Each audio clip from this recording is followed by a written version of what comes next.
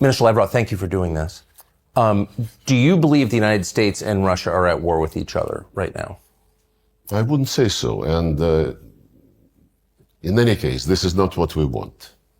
We would like to have normal relations with all our neighbors, of course, but generally with all countries on earth, especially with the great country like the United States. President Putin repeatedly expressed his respect for the American people, for the American history, for the American achievements in the world. And we don't see any reason why Russia and the United States cannot cooperate for the sake of the universe. But the United States is funding a conflict that you're involved in, of course, and now is allowing attacks on Russia itself.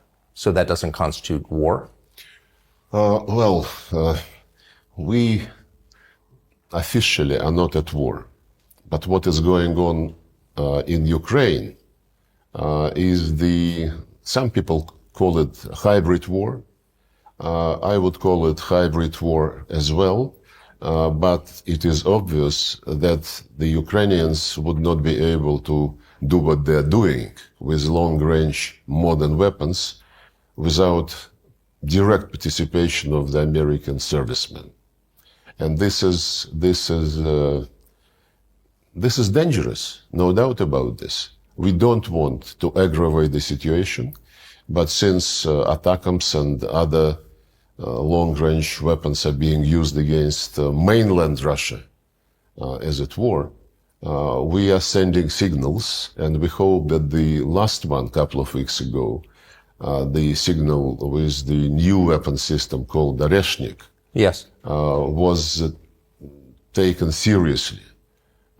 However, we also know that some officials in the Pentagon and in other places, including NATO, they started saying in the last few days something like, well, NATO is a defensive alliance, but sometimes you can strike first because the attack is the best defense.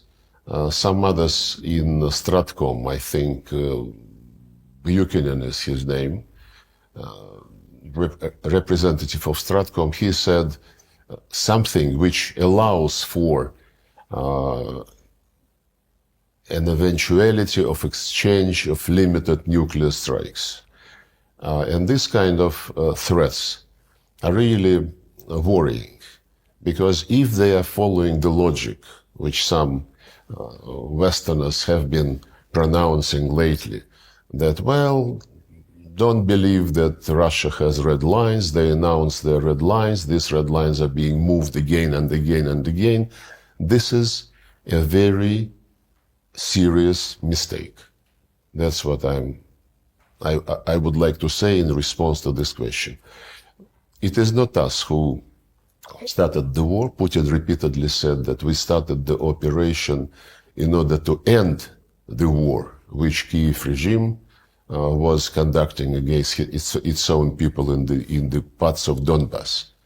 And just in his latest statement, the president clearly indicated that we are ready for any eventuality, but we strongly prefer peaceful solution through negotiations on the basis of respecting legitimate security interests of Russia and on the basis of respecting the people who live in Ukraine, who still live in Ukraine being Russians, and their basic human rights, language rights, religious rights have been exterminated by series of legislation passed by the Ukrainian parliament, and they started long before the special military operation. Since 2017, legislation was passed prohibiting Russian education in Russian, prohibiting Russian media operating in Ukraine, then prohibiting Ukrainian media working in Russian language, and the latest, of course, there were also steps to cancel any cultural events in Russian. Russian books were thrown out of libraries, and exterminated. And the latest was the law prohibiting canonic Orthodox Church, Ukrainian Orthodox Church.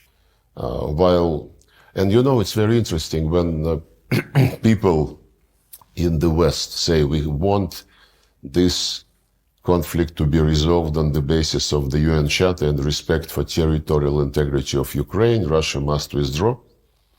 The Secretary General of the United Nations says similar things.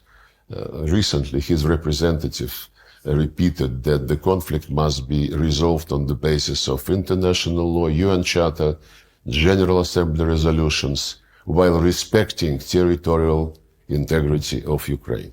It's a misnomer, because if you want to respect the United Nations Charter, you have to respect it in its entirety. And the United Nations Charter, among other things, says that all countries must respect equality of states and the right of people for self-determination.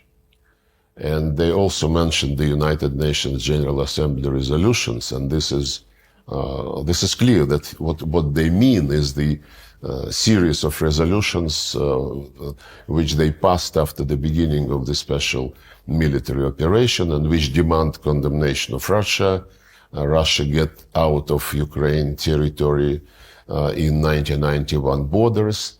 But there are other United Nations General Assembly resolutions which were not voted, but which were consensual. And among them is a declaration on principles of relations between states on the basis of the Charter. And it clearly says, by consensus, everybody must respect territorial integrity of states whose governments respect the right of people for self-determination, and because of that, represent the entire population living on a given territory. To argue that the people who came to power through military coup d'etat in February 2014 represented Crimeans or the citizens of eastern and southern Ukraine is absolutely useless. It is obvious that Crimeans rejected the coup. They said, leave us alone, we don't want to have anything with you. So did Donbass. Crimeans held referendum, and they rejoined Russia. Donbass was declared by the putschists who came to power a terrorist group. They were shelled, attacked by artillery. The war started, which was stopped in February 2015. And the Minsk agreements were signed, and we were very sincerely interested in closing this drama by seeing Minsk agreements implemented fully. It was sabotaged by the government which was established after the coup d'etat in Ukraine. There was a demand that they enter into a direct dialogue with the people who did not accept the coup. There was a demand that they promote economic relations with that part of Ukraine, and so on and so forth. None of this was done. The people in Kyiv were saying we would never talk to them directly, and this is the introduction or the unveiling of the hypersonic weapon system that you said was a signal to the West. What signal exactly? I think many Americans are not even aware that this happened. What message were you sending by showing it to the world? Well, the message is that you, the United States,